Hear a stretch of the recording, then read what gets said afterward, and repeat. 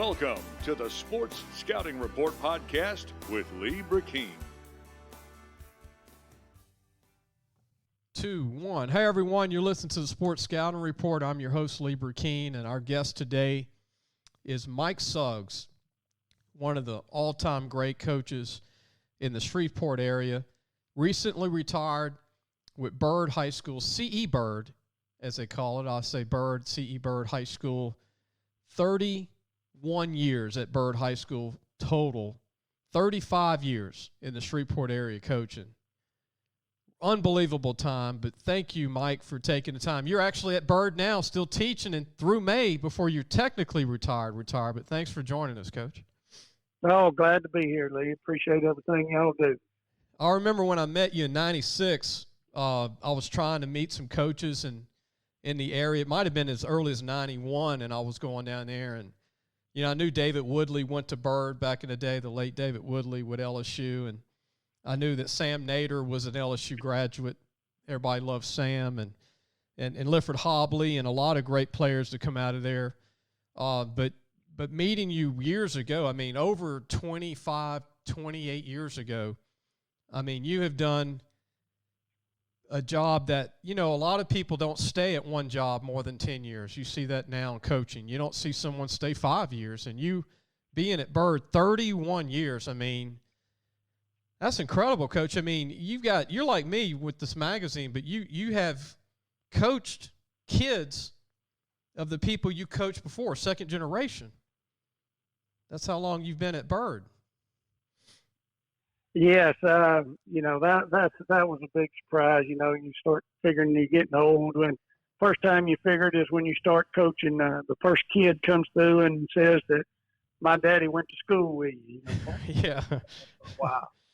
But then when you get one that walks in the door and says, my daddy played for you, that's a whole different thing. Yeah. You've been doing it a while then. Coach, 35 years in the area coaching, but can you tell everybody where you started before Byrd? That was over 31 years ago, but what was it like if you go in a time capsule when you got started in coaching? Tell everybody how did you get into coaching? I got into coaching after I played at Northeast. I was playing at Northeast, and I finished in 1985 as a player. And I was fortunate enough that Pat Collins talked to me about coaching, and I became a GA, and I GA'd at Northeast in 86 and 87. Wow. 87 was the year we won the national championship team, and it was a great experience doing that. And, I was around a lot of really good football coaches and was able to get a wealth of knowledge. Pat Collins is the main one, the reason that, I really got into coaching, and, he taught me a lot and gave me a lot of opportunities. And, that second year in 87, I was actually a tight ends coach. I met with them. I did everything with them. I did all the in-game substitutions. So, we went, funny story, we went and played Southern Miss that year. And the year 87, the year we won the national championship, we're over there before the game talking, and me and Chris Selfo and a couple other of our GAs at the time we're talking to the GAs at Southern Miss, and they asked us, what are y'all allowed to do? And, Chris worked with J.B. Grimes and offensive line, and he told them how J.B. used him in drills and all the work that we did, breaking down film. And then I told them, I'm the tight ends coach and all this. And they were amazed because over there, their GAs, they watched the coaches' cars. And, they didn't really get to coach at all. And that's what I appreciated so much about Pat Collins. We coached. He used his GAs and expected us to do the same job that the full-time coaches were doing. And, that was a great learning experience. And then from there, I had an opportunity to go to USC as a GA. We had just won the national championship, and Pat had a lot of ties around the country. And, Chris Selfo was my roommate during college, and he left and went to be a GA under Jim Donnan at Oklahoma on Barry Switzer's staff. And I had the opportunity to go to USC. And I didn't take it. I was getting married. I was broke. Yeah, And Chris was already married. Chris and Nancy had just gotten married. So, you know, they were kind of settled in on that was the move they were going to make. And, you know, an old redneck boy from Louisiana going to Los Angeles and being broke and fixing to get married. And I just decided not to do it. You know, I was fortunate enough. I had a lot of high school offers at that time. And I came back to Shreveport because I could live at my dad's house and not spend any money. And I got a job at Southwood where I was from. I graduated from Southwood. And so I coached there for 2 years. So it was 2 at Northeast and 2 at Southwood, and then I've been here for 31. That's amazing, Coach. And you know what's crazy about Southwood, obviously Stan Humphreys, as you know, was a great quarterback out of Southwood at, you know, LSU and then Northeast. And during your time at Northeast, I got to say Northeast because it was Northeast, not ULM back in the day, as you know. But I keep wanting to say ULM now, but it's Northeast. But, man, the coaches with Collins there, you know, Bubby Brister, quarterback, you know, Doug Peterson came along through there, Bob Lane right before you. And, man, well, Bob was there with me. Yeah, Bob was Bob was a senior when I was a freshman or sophomore, so we got to be really good friends. And he was a coach on that national championship team. He had left LSU, right? Mike, he had left LSU to go Bob to Northeast. Bob played at LSU, and then me and Bubby graduated together. We were in the same class, and he's a good friend of mine till today. Stan and me went to high school together. He was a sophomore when I was a senior, and I've known him since he was in elementary school. And then Doug was a freshman. I think Doug was a freshman the year we won the national championship. So we got to be good friends, and then, you know, we've stayed friends because he came to – we used to do a lot of stuff, and our kids played baseball together, travel ball together when he was here in Shreveport coaching at Calvary. So we got good relationships with all those guys. Mike, what's amazing is Coach Collins to identify talent to get these quarterbacks in that 10-year run. Isn't that amazing, the quarterbacks to go through there in that 5-year frame? Oh, it was. And when Bob Lane was there, we had John Holtman also, who was, you know, through his career at Northeast, he became the all-time leading passer in the state of Louisiana. Now, that record, I think, has been broken since then. But, you know, I think he was one of the first ones to pass for over 10,000 yards in a career. Wow. That's amazing. And then, you know, like you said, you were on the same team with Stan Humphreys, the greatest quarterback to ever come out of Southwood to go played in the Super Bowl with the Chargers, huh, Stan? Right.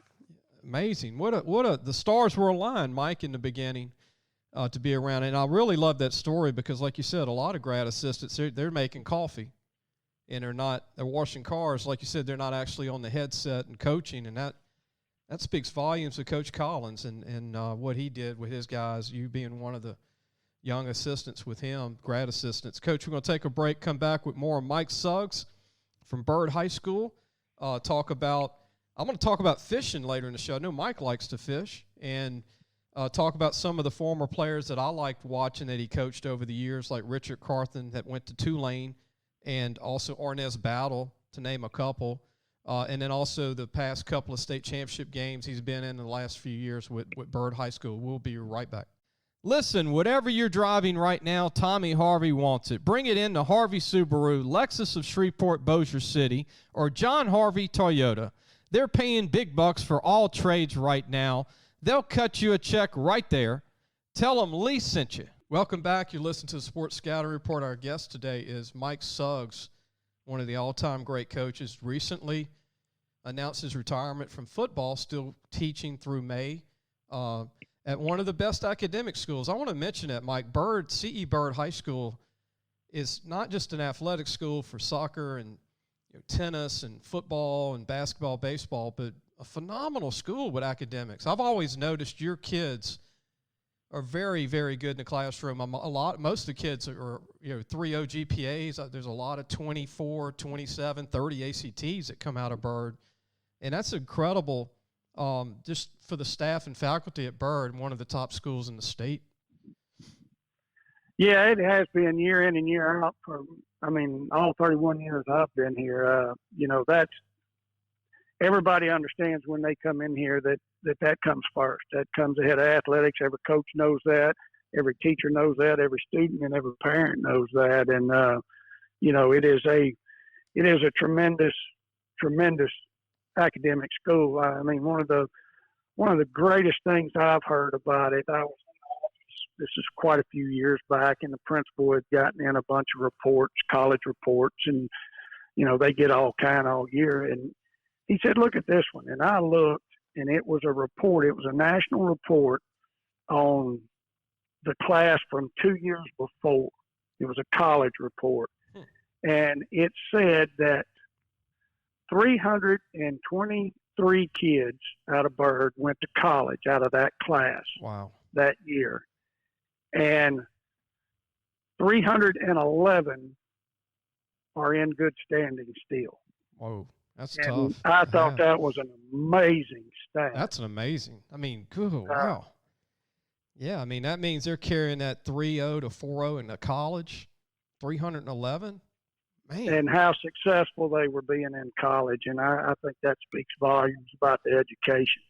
Yeah, I mean, that at the end of the day, that's what it's about. Like, as you know, Coach, pro ball is going to become the 1% of the kids in the country and about 3% college. And then you're going to have to, get ready for 40 years of working out there in the real world with having to have a supportive family and have a career. And I know so many successful former students from C.E. Byrd. Coach, I did my homework on Byrd High School and some guys that came out back in the 40s and 50s and 60s, but people forget that Pat Studstill was a punter in the NFL from Byrd, had a 40.7 average career. 1966 was a receiver for Detroit Lions. I didn't know this. 67 catches. 1,260 yards was the record holder before Megatron for the Detroit Lions, Pat Studstill. Did you know that? Yeah, I did. Actually, I met Pat years ago. I was actually closer with his brother. His brother lived here in town, but Pat came into town, and we did a camp here at school with him, working a youth camp. Okay. This was probably in 91 or 92, just a little summer youth camp, and Pat was here, and we got to talk about all that stuff, and I got to meet him. But like I said, he lives in California, okay. And his brother lived here, so and his brother was very involved in Byrd and in Byrd athletics, so I knew his brother a lot better. And I didn't know this, but also Dan Sandifer was a defensive back for 7 teams in NFL. Byrd graduate, C.E. Byrd, 23 career interceptions in the NFL. We think of Lifford Hobley, but we forget about Dan Sandifer back in the 60s and 70s. 23 interceptions. Yes, I mean, this school's been here since 1926, so yeah, there's been many come through that have, had so many great accomplishments, either athletically or academically or professionally. It always amazes me to go to the Hall of Fame when the school's inducting people in the Hall of Fame and listen to the accomplishments that some of these people have. Sandifer I knew about. I don't know him. I haven't met him, but, I know he was a great player. I want to mention this, too, and I didn't know this, but 1947 graduate from C.E. Byrd, Scotty Robertson was the head basketball coach for the Jazz, the Bulls, and the Pistons in the NBA. I didn't know that. Yes, he was, and Scotty was around. I got to meet him several times, and then when he was put into the Hall of Fame, I got to meet his family. But yeah, I heard a lot of stories about him and how good of a man he was, and what a great job he did coaching, and what he did when he moved on. I mentioned David Woodley and Sam Nader, graduates of Byrd, Lifford Hobley, but 3 of my favorite players that you coach, and I know you have some others. You have many, but Richard Carthen went to Tulane. He was a quarterback for you. And Arnez Battle went to Notre Dame. And Jonathan Stewart went to A&M. Those are 3 that stick out to me that I really enjoyed watching those kids in high school, and especially Arnez Battle and this kid Richard Carthen, who's really, 4.0 student at Tulane and Byrd? Yes, he was. He never made a B in high school or in college. Wow. Just an amazing young man, and one of the most explosive guys with a football in his hand that not only that I've coached, but that I've seen. And, Tulane had a new staff coming in. He was going to Cornell. He was offered a scholarship to University of Tennessee in baseball. Wow. And then Cornell came in and offered him baseball and football. And his academics were so good, he was going to go there. And then Tulane had a turnover in staff, and they came in and offered him in football and baseball also. But in football, they were real short in the secondary. And they asked me, is he a good enough athlete to play in the secondary? I said, he's a good enough athlete to play anywhere. Yeah. But I said, Coach, he's dynamic with the football in his hands. So they put him in the secondary, and he played 4 years for them and played a lot on special teams. And, they never moved him to the offensive side of the ball, and that's their decision. But, I always thought that was a mistake because of how good he was with the ball in his hands. But he started for 4 years on their baseball team. Yeah. And had a tremendous baseball career down there. And just an amazing young man, so intelligent. And, he was as a quarterback, he was our strongest player on our football team. He was only about 5'7", 5'8", but extremely strong and explosive and, had such a tremendous career here. Coach Richard, what I remember too is I'm like you. I wish they'd have put him at running back at Tulane just for one game, play some running back. Because he was, about 185 pounds, 190 maybe? Yeah, he was 190. I mean, he was solid as could be. Like I said, he was the strongest player on our team. And without a doubt, the fastest player we had too. And, Air Force offered him, and Air Force wanted to play him as a running back. So he had a lot of different opportunities. Now, Arnaz was a different type guy. Arnaz was 6'2", about 200 pounds when he came out. And, same thing academically. Arnaz was 3'8", 3'9" student here. He was the same thing at Notre Dame. He graduated. He played his last year at Notre Dame after he graduated. He graduated in 4 years from Notre Dame with the same thing, a 3.8, 3.9 GPA. Tremendous young man. I mean, yes, sir, no, sir guy from the day he walked in. I don't think I ever heard him say a cuss word the whole time he was here. He was a great leader and just a phenomenal athlete. He would make some plays that were, and Richard did too, make some unbelievable plays. And people would ask you, how'd he do that? And I said, well, we work on that in practice. Reversing the field and breaking 10 tackles and then outrunning everybody, and just stuff that, a phenomenal athlete can do that nobody can coach. And, he went to Notre Dame and started at quarterback there and got injured. He started the first game of the year against Texas A&M and beat them, and then they played Nebraska, I believe, in the second game, and he got tackled on the first or second play and broke his wrist. And he missed the rest of the season. And then, Notre Dame was real good, and they won 8 or 9 games that year. And, no telling how many they'd have won if he'd have still been there.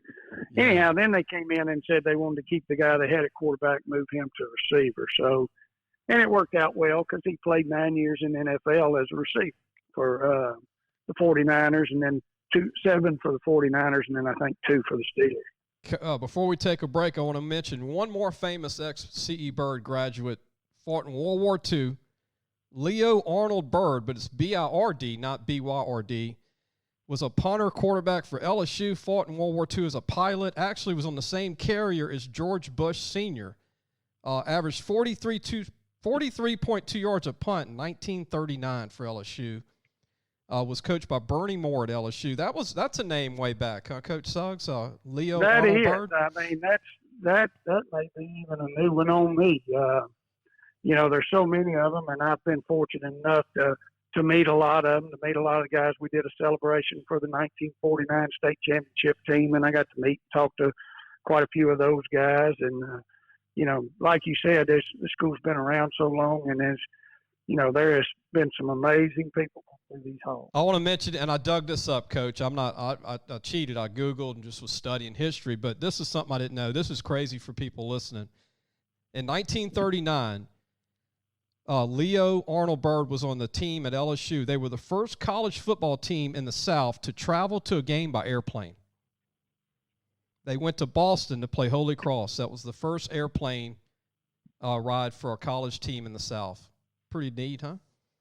It is neat. I mean, it's amazing when you look back at a lot of that stuff. Like years ago, I was here in town at Centenary, and I was going through their facility there at the Gold Dome, and I'm looking at a trophy case, and there's an old football in there, and I'm guessing on the score now, but it was Centenary 32, LSU 30 in football. Wow.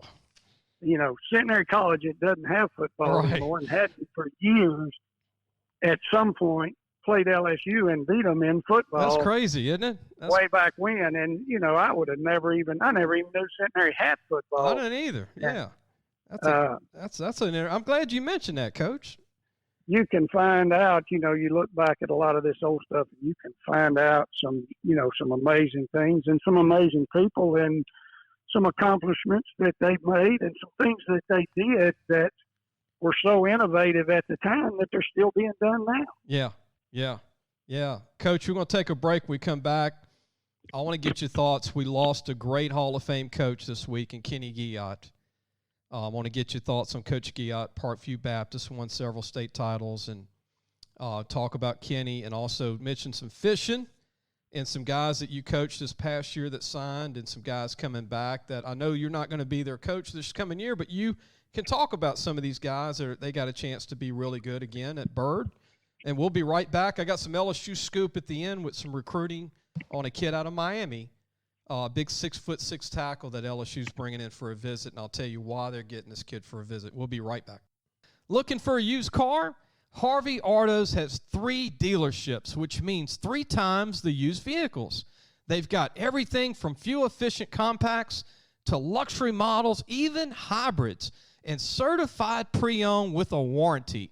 Check out John Harvey Toyota, Harvey Subaru, or Lexus of Shreveport, Bossier City. Welcome back. You listen to the Sports Scouting Report. Our guest today, I'm honored to say, is Mike Suggs, who's retiring from high school football from Byrd High School after 35 years total. And he told earlier his story about ULM Northeast and his time at Southwood. And, Coach, I'm glad you didn't move to California, because if you'd have moved to California, to USC, you might be coaching high school football in California right now. Might be, there's no telling where I'd be. But, I was talking with one of my assistants the other day, and he had applied for a job and didn't get it. And we were talking just about, things are going to work out however they go. And, I told him a few stories. I told him that one. And, I was kind of thinking back on my career and where I could have gone or what could have done. And you get to thinking about that stuff. And, and then I told him about 2 minutes later, Garth Brooks song comes on the radio, Unanswered Prayers. And, it just really hit the mark. And you never know, there's a plan for us. And, other opportunities came around. I could have done a lot of different things, but, I'm blessed to have been here for 31 years. I came in thinking I was going to be here for one. And, this has just been an amazing place, and it was the right fit for me. And, everything worked out the way it was supposed to. Mike Suggs is our guest. Byrd High School won 167 games, only 89 losses, and since 1998, the most wins in school history, and on the most in the Shreveport-Caddo area for one school. I want to mention some fishing, Coach. I know you like to fish. I didn't take a vacation for 2.5 years, Coach, and I got my shots. And about 2 weeks ago, I went to a place called Gros Savon, and it's a big lake, several lakes. And they have a lodge, and I went with a couple ex-LSU football players. You might remember the names. Jamie Bice from LaGrange played at LSU, and then Joe Abergamo. Remember Joe Abergamo? Yeah, I remember the names. I don't know them, but I remember the names. And so we went fishing, and I haven't been bass fishing, Coach, in probably 3 or 4 years. And we caught 64 bass in 3 hours. Wow. Now, we didn't keep them. Obviously, you got a limit. We kept, some of the limit. This is a place where you actually release. But the average weight of these bass were 2.5 pounds to 6 pounds. And I had the best. I know it's not a fish story. I promise you. I caught a 6-pounder, 3 4s, 5 3s. And we were kind of, I don't know, these guys were doing like a competition deal, but we were all counting and stuff. But it was, we had 80 fish on the line and brought in 64. Coach, in 3 hours at Gros Savon, it changed my, I don't know if I can go bass fishing anywhere else now. That'll spoil you now. That wheel catching them like that, that's catching. That's not fishing. I go fishing a lot. Right. You catching 5 or 6, having fun, maybe get 6 in, right? Oh yeah, I mean I consider that to be a good day. Yeah, and I love that too. But this is in Cameron Parish, right outside Lake Charles. It's called Gros Savon, owned by Claude Leach. Thanks, Claude, for the trip. I'm gonna be back, but I'm like you, Coach. If I go fishing, I just like being on the water. I just like getting away and being on the water, and I could catch 0 fish and I'm happy. Well, I always have. I mean, my dad hunted and fished, and I grew up from the time I could walk to hunting and fishing. And, the biggest part to me is watching the sun come up, over a lake or in the woods or something like that. I got into tournament fishing for years and even had my own business as a professional fisherman for a few years. Did? I didn't know that. Yeah, just to be able to write my expenses off. And so I did that for a few years till my kids came along. And then, it's hard finding babysitters so you can go out and fish. But I love it. I always have. And, hopefully now I'll be able to do it a little bit more. White perch. You do white perch too? A little bit at times. I mainly bass fish. Okay. Yeah, I even love catching brim, bull brim, or cyclade, goggle eye, you name it. I just don't like catching shoe pick and like those alligator gar. I don't like doing that. You ever catch one of them alligator gars, Coach? Those big old, scary. I haven't. My in-laws, my wife is from South Louisiana, and my in-laws and them, they do it. They spear them, and wow. There's good eating though. Yeah, that's what I hear. What, it is really good eating. You get a big roast out of one of those big alligator gar and cook it in the gravy, and it's good. Oh yeah, and then trout fishing down here south, trout, redfish, and flounder. Good eating fish. That's what I want to do. My son went down there a couple of weeks ago and caught some redfish. I have caught specks before, but I've never been down there, and I'm gonna make sure I get in on a trip or two to get down there and catch some specks and reds. Well, call me. I know a lot of people that fish, so let me know. I'll hook you up with some guys down here that'll take you fishing, and go know a few of those guys that do that. Especially around Dulac, Fouchon, Leeville, Grand Isle, those areas. But I want to mention, changing the subject, we lost a Hall of Fame coach this week in Kenny Guillot, a native of Shreveport, went to Jesuit, the current Lola Prep High School, won several state championships at Parkview Baptist. But Kenny did a phenomenal job coaching and developing kids like yourself, Mike. And any thoughts about Kenny Guillot over the years? I thought the world of Kenny. He was already in South Louisiana when I met him, but he always kind of took me under his wing because of his ties from Shreveport. I was in Shreveport, and all the people we knew in common, and the people that introduced him to me, and that old rough, gruff voice, and just wonderful guy. The way he handled everybody.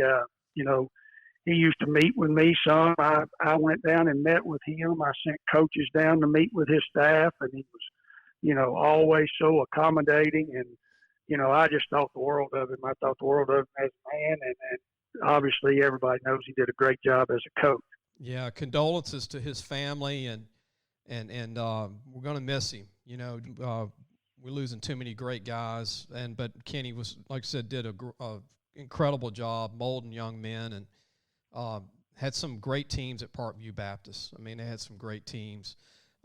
Coach, I want to talk to you about something I want to mention for the tennis team. I noticed something the other day which was unique, and I know you know about this, but I saw that triplets, 3 sister triplets, won the regionals in tennis at Byrd. Is that right? Yeah, and they're sophomores. What? 2 more years left? Yeah, 2 more years left. The young girls, Adam Young is their father. He runs the David Toms Foundation. That's Adam's daughters? I know Adam. That's Adam's daughters, yeah. Wow. Yeah, what, Sydney, Bella, and Morgan, I believe. Right. But 3 triplets, I mean, that's incredible. I've never heard of that in tennis. Yeah, and they play volleyball, they play basketball, and they play tennis. Wow. That's incredible. I worked with Adam Young at Tiger Rag Magazine, Coach, in 95, 94. Me and Gordon Rush. Good. And I knew Adam back in the day. These are his daughters. Wow. We're going to take a break, Coach, and bring you back. One more time, I want you to talk about some of your teams and think about some of your teams over the years that really big to your heart. I know you went to 2 state championship games. You went to one this past year, and you went to one also in 13. And you don't even have to be a state championship team, just special teams in those 31 years. I know you had a lot of them at Byrd, and we'll talk about some of the guys coming back. And you had some kids sign this year that I'd like to mention that are going to be playing college ball. We'll be back with more with Mike Suggs. We'll be right back. So, hey, guys, just wanted to take a minute to tell you about Harvey Autos. If you need a new or used car, there's 3 great dealerships right here worth checking out. John Harvey Toyota, Harvey Subaru, and Lexus of Shreveport, Bossier City. Low prices, honest people. Tell them Lee sent you. Welcome back. You listen to the Sports Scouting Report. Our guest is Mike Suggs, who's retiring from us from football from Byrd High School, 31 years. Coach, your team this past year went undefeated, which was incredible, Coach. I mean, to go undefeated with the schedule that you have every year in 5A ball, the highest classification, the teams that you played, non-district, district, and then you get to the state championship game, played a heck of a game against Catholic, but you also had a state title game, 2 state title games in your career at Byrd. But, you know, out of all the teams, I mean, you've had 31 teams as an assistant or head coach at Byrd, but how many teams stick out to you just special as a head coach at Byrd? Well, there's quite a few, and as obviously this year, I'm going to remember this one because one, it's my last, but more importantly was how well this is true with all of them that you remember a lot. If you have that special senior class, and you can tell when you're in the off season working with them if they have that it factor, and they get along well together. Yeah. They're all focused on the team and what's going to make the team best, and you don't have this I and me stuff. And this year was a special group. I mean, this group of seniors, they did everything we asked of them, and all the adversity that they had to face like everybody around the state with COVID and all of that, and the work they did while we were out on the COVID break that they did on their own. We didn't see the kids for months, and when we got back on June 8th and we could start working them back out, we had a coaches meeting, and I said, look, this can't just be a regular off-season summer workout. These guys, we hadn't seen them in months. We're going to get out here, and it's going to be starting from scratch, Yeah. And we got out, and our guys, the majority of them, hadn't missed a beat. I mean, they were in fantastic shape. They had been working. They'd been doing the things we had told them to do on their own. And then I started thinking, hey, we might be a little better than I thought we were going to be just because of that, and we preach that all the time. But, it's a hard thing to do as a coach to get that. And when you have those groups in, 13, we had a group like that. That was a tremendous group. And we had a real good junior group with that senior group. And in 2011, we had a really good group. That was when Carthon and them was. the light came on for that group, and we had a great year that year. And in 1996 was probably the first one that was a real special team, a real good group of seniors. 2002 was a tremendous group of seniors. So I remember those when, and not necessarily whether they took you to the quarters or the semis or Right. the state championship. I think that is a byproduct of the qualities that I'm talking about. Yeah. Having a good sized senior class and having a group that's really bought into what you're doing, and they do all the little things right. You don't have any distractions, and you don't have the individuals that take away from the team concept that help you be successful. Yeah. Close-knit kids that work hard, and chemistry as a group.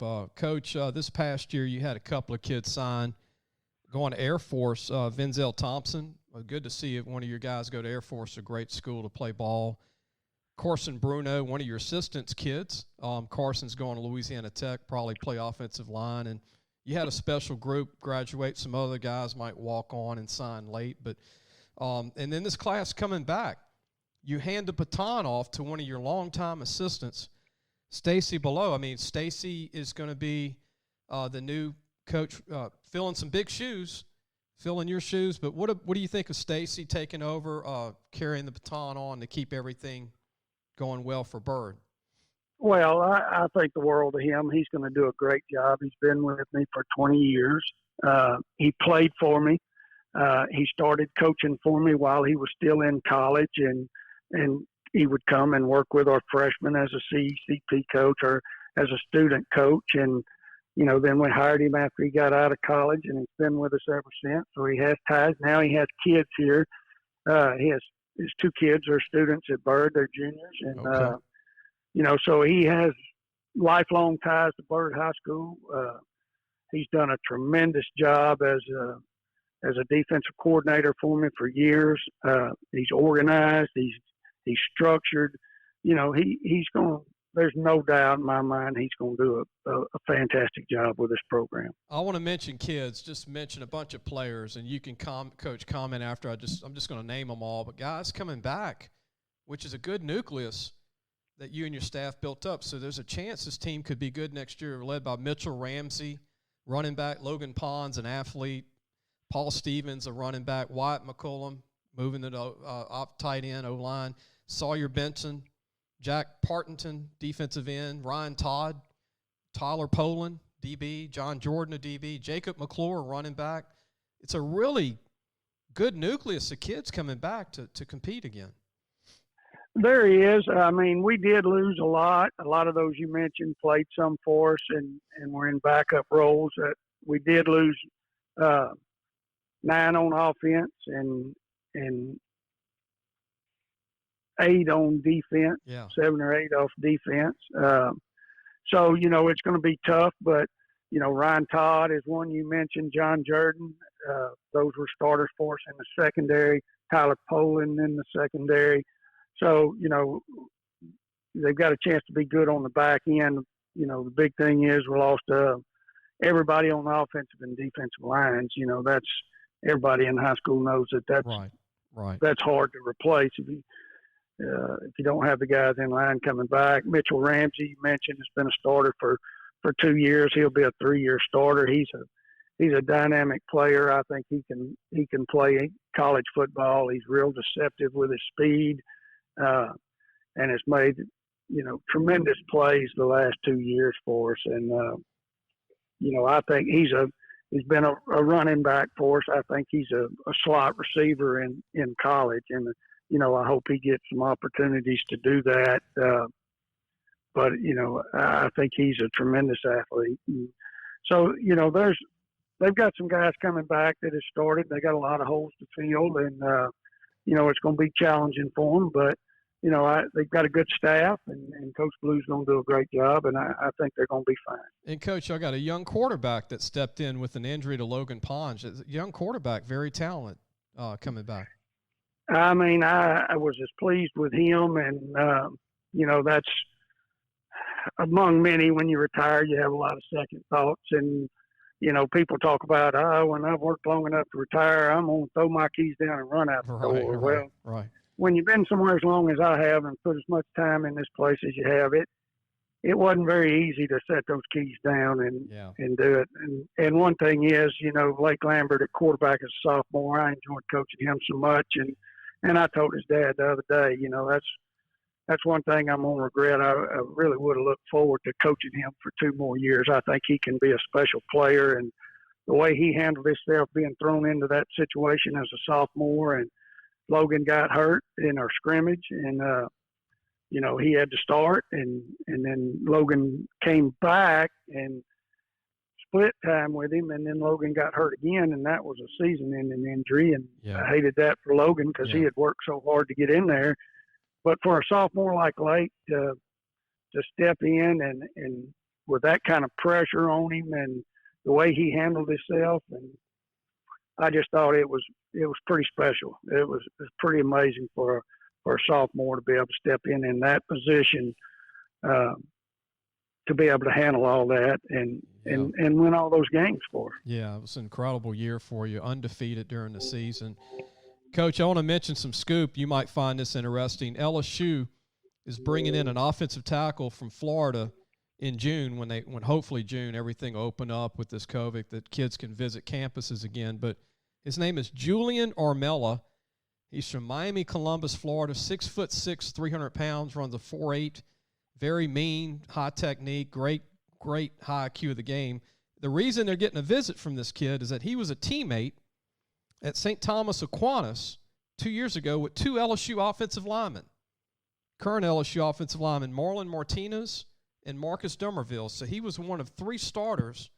So if LSU signs this kid, that's 3 starters from one offensive line coach from St. Thomas Aquinas. He's now at Miami Columbus High School in Miami. So that's kind of interesting, huh? If LSU was to sign this kid, he would be one of 3 starters on the O-line from one high school. Yeah, that's amazing. I've coached 31 years here at Byrd, and I've had 2 in 31 years signed scholarships. One at Alcorn and one my first year here at Louisiana Tech. So I had, after my first year, in 1990, we had Jerry Byrd, who went on to be a coach and now is assistant principal here at school. He signed with Louisiana Tech as offensive lineman. And since then, in the previous 30 years, I've had 1. That's amazing. So, yeah, that is amazing that somebody has 3 to go to LSU off of one offensive line. I'd like to have them coach a year. I think that'd be fun. Here's what's crazy. St. Thomas Aquinas is where Michael Irvin played, and 272 ex-NFL players. Their 2019 offensive line, all 5 signed with Power 5 schools. And this guy, Julian Ormela, was the only sophomore starting on that 219 O-line. And that 219 team, all 22 starters signed D1 off of the St. Thomas Aquinas team. Is that crazy, Coach? That is crazy. I tell you, I'm sorry. I got a guy driving by me right No, here. we good. Yeah, I mean, that's amazing. I mean, I think I saw a game on TV, school out in California. What's won all those games so many years? I'm drawing a blank right now. Long Beach Poly, Mater Dei, or? No, it was the one before them that won like 185 games. Oh, you're talking about the North California school. John Madden coached there as a grad assistant years ago. Yeah, they won like 120 games in a row. I know what you're talking about. Yeah. But they were playing on TV, and they were talking about their players, and they went through, and they had 23. One of them didn't even start. They had 23 seniors that had Division I scholarships. My goodness, that's more than I had in my whole career. I'm going to try and pull up that school's name, but I know it's the longest winning streak in the history of high school football. De La Salle. De La Salle, that's who it was, in Concord, California, North California, near San Francisco area. Yeah. Yeah, they made a movie about him. Remember, Coach had a movie made on that school. Yeah, I mean, that's unbelievable to have that type of talent. I'm thankful for what we had here, but to have something like that, I mean, that's just unbelievable. So, Coach, tell everybody, how are you going to enjoy retirement once May's over? You finish the school calendar year. You're a teacher. You've always taught and been a great teacher, along with being a great coach. But any thoughts about, like you said, it's tough, like you said, to turn the whistle in. It's tough. I know it is. But what are you looking forward to at retirement? Well, like we talked about, I like to hunt and fish. And, one thing it's going to allow me to do is do some stuff in the fall that I've never been able to do. I want to go on some trips and, like we talked about too, either go trout fishing or red fishing or go to Colorado and hunt an elk or something like that. But mainly, I'm going to relax. I like to play golf. Enjoy life. I didn't want to be one of those that hung on too long and you work your whole life and then you retire and either you're not healthy enough to enjoy it after that or something happens. And, and another thing that got me, a local coach here, he retired last year, and within 6 months of retiring, he got COVID and complications from COVID, and he died. And, that kind of makes you think. And, and so I'm going to try to enjoy it. My wife is close to retirement, and we've been married for over 30 years. Congratulations and, on that. That's great, Coach. She's put up with all the time that I was gone and raising kids when I was in the field house. And, so we're looking forward to us doing some stuff together and traveling a little bit and just relaxing and hopefully. Coach, you got to be a special woman to live the football life, right? Oh, it's unbelievable what they have to go through, and nobody sees that or talks about that very much. But we actually, if you look at it hour to hour, and we spend more time with other people's kids than we do with our own. Yeah. And that's why I always try, and I know most people do, when football season's over with, I tried to be at everything for my kids. I went to every baseball practice. I went to every baseball game. I didn't miss any. I went to my daughter's gymnastics and cheerleading competitions and, tried to make up for it by spending as much time with them, when football season wasn't in. Because during football season, I mean, it's 7 days a week. And, right. For a school like us, we get out so late practice. I mean, on a normal practice day, didn't get home till 7:30, 8 o'clock at night. And that's year-round. It's year-round. There's no off-season, too. Oh, yeah. And so, it is very tough on a coach's wife because of all the time that you're away. Well, they get a big medal from me. It's like Saban. You look at Nick Saban, somebody said, well, whether you like him or not at Alabama, I think he's coming up on almost 50 years being married. And he's never home. Nick Saban with his schedule with Alabama, or that college schedule. So I mean, they're 12 months recruiting and they're traveling. He's almost 70 years old, but I admire him. Married almost 50 years. So but then you look at it's incredible. But I know that you're going to still be watching Byrd High School. You're still going to be involved in that. I'm sure you're going to be pulling for these young men that you've coached for the next 3 years. They're going to be guys that you've taught in school too. So, yeah, that's going to be the tough part. I think this fall is going to be the tough part. When I talked to the team, I told them, this is going to be the first fall in 50 years that I haven't been on the sideline. Wow. For 50 straight years as a player or a coach. That's an unbelievable stat.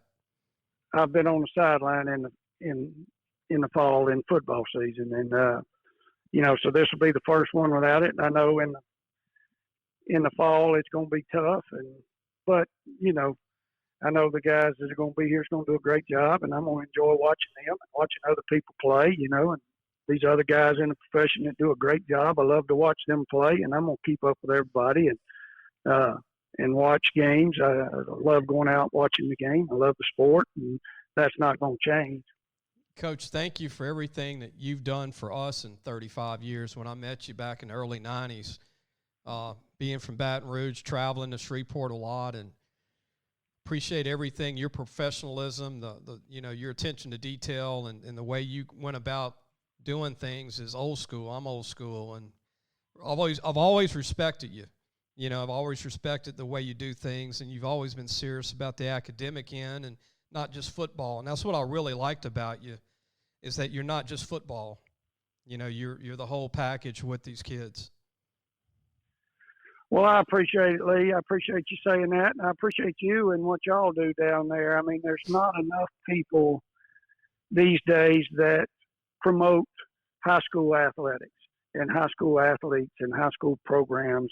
And I just think the world of guys doing radio shows still, and that do high school and find ways to air high school ball games or have them on the radio or do radio talk shows, or because now, I mean, newspapers are going away. When I grew up, there's 3 newspapers in town, and they all covered the game, and you had box scores, and you had pictures, and you had articles every day, multiple articles every day about this softball player or this baseball player, this track runner, and you just don't see that much anymore. Those papers are going away. They're online. You can look at them, but the number of articles aren't there. The promotion of these kids, and I think it's important, and what you do and guys like you do, to give these coaches and these players the accolades that they deserve, and to help promote the high school athletics, because it is so important to the development of these young people, to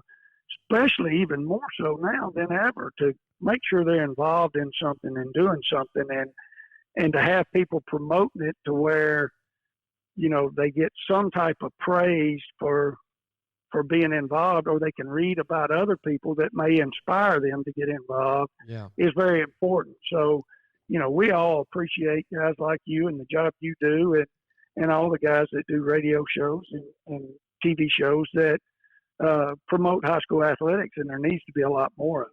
Coach, I want to mention this to you. You retire, and I want you to text me, and obviously it's just going to be a text shared with me, but I want to get your mailing address since you're not going to be at Byrd after May, and I want to make you a lifetime free membership for the magazine. I want to send you magazines from here on out.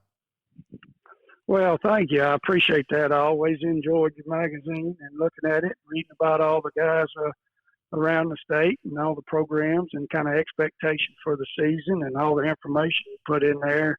I think you give a great service to athletics here in the state of Louisiana.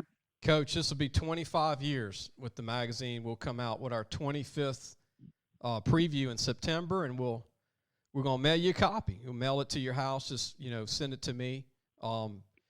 Where you want me to mail it, we want to get you a copy and keep you while you're fishing. You can read it when you're not catching those big bass. Sounds great to me. I appreciate that. Coach, don't hang up yet. We're going to end the show. Everybody go to lafootballmagazine.com. Jace Lejeune has been with us 5 years, since college with Southeastern. Proud of him. He's been doing play-by-play for Southeastern football team, Coach, this year. Home games, doing the play-by-play for the Southeastern Lions. And Coach Frank Selfo, which you were at college with Chris Selfo, who ended up being the Tulane head coach. Well, Frank was there too. That's Frank right. was a senior when I was a freshman. Oh, I forgot that. Yeah. I talked to him day before yesterday. Yeah, the new Iberia brothers, huh, Coach? Oh, yeah. Yeah, Chris was my roommate in college, and then, Frank was on the baseball team and was a great baseball player for us there, and then got into football coaching and had a tremendous career, and got a quarterback there, Cole Kelly, whose daddy went to school here in Shreveport and played with me, and a very good friend of mine at Northeast, and his mother and my wife were roommates. They went to high school together. You got to be kidding. The world gets small, man. That's incredible. Yeah. Turling's Catholic quarterback all the way from Lafayette with all the ties to Shreveport and Monroe with you. That's incredible. want to tell everybody, don't hang up, Coach. I want to tell everybody Monday we're going to go over LSU's defense, their linebackers and defensive backs going in the fall. This LSU defense will be night and day in 2021 for Ed Orgeron. They have a chance to be better than 19 with the talent that all came back. Just about all their juniors came back, Coach, which is going to set well for Ed, talking about a large senior group. LSU's going to have their biggest senior group in many years next year. We'll go over the linebackers and DBs, part 3 of LSU. We'll see everybody on Monday.